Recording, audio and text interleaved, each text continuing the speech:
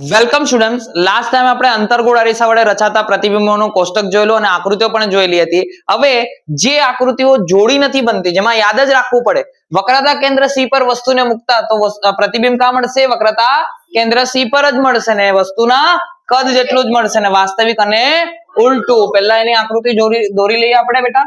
ચલો, અંતર્ગોળ અરીસો છે, અંદરની સપાટી કેવી હશે? પરાવર્તક હશે. આપણે શું દોરી લેશું હવે? મુખ્ય અક્ષ અને પછી ધ્રુવ પી અને વક્રતા કેન્દ્ર સી. ઓકે, ચલો વક્રતા કેન્દ્ર સી પછી નામ આપી દેશું આપણે. જો અહીંયા સમજી લેજો, વક્રતા કેન્દ્ર સી પર મૂક્યું છે, બરાબર. તો એમાંથી નીકળતા જે કિરણો છે એ આમ જઈને આમ આવશે,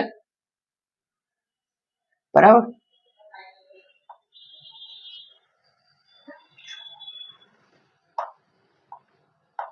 ચલો, આ જે આપાત કિરણ છે અહીંયાથી નીકળે પરાવર્તક પામીને અહીંયા થશે અને અહીંયાથી બીજો આપાત કિરણ છે એ આમ નીકળીને એ પાછા રિટર્ન થઈને અહીંયા આવશે.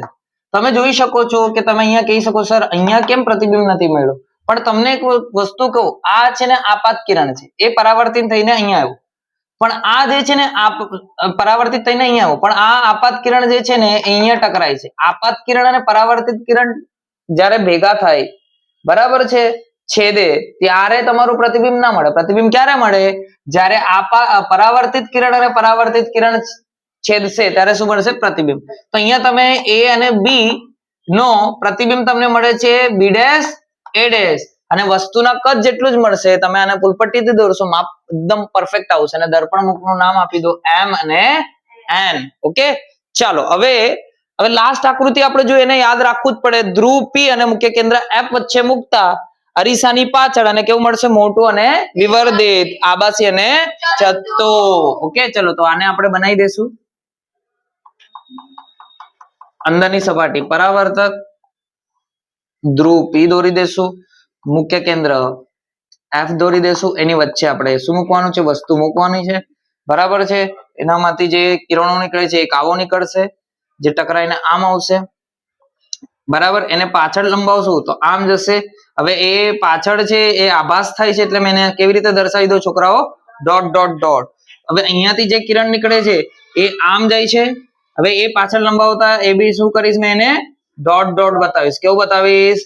ડોટ ડોટ ડોટ ડોટ બતાવીશ. ઓકે, ચલો, જે કિરણ આમ સીધો સીધો જાય છે, બરાબર.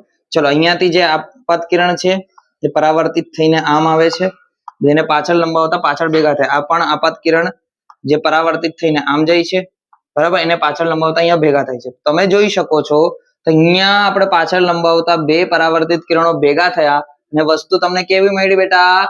સીધી મળી, ઉપરના ભાગમાં મળી ને. અને આપણને ખબર છે કાર્ટેશિયન સંજ્ઞા પ્રમાણે ઉપરના ભાગમાં મળે તો પ્લસ લેવાનું, એટલે સીધું હશે, બરાબર ને. ઉલટું એટલે નીચેના ભાગમાં મળે. તો અહીંયા તમે જોઈ શકો છો દર્પણ મુખનું નામ આપણે એમએન આપી દઈએ તો તમને ખબર પડી કે ધ્રુવ પી અને મુખ્ય કેન્દ્ર એફ વચ્ચે મૂકતા તમને પ્રતિબિંબ કા મળશે? અરીસાની પાછળ અને આબાસી અને ચત્તુ, અને કેવું મળશે? વસ્તુ કરતા મોટું. મળ્યું કે નહીં મળ્યું? ચાલો.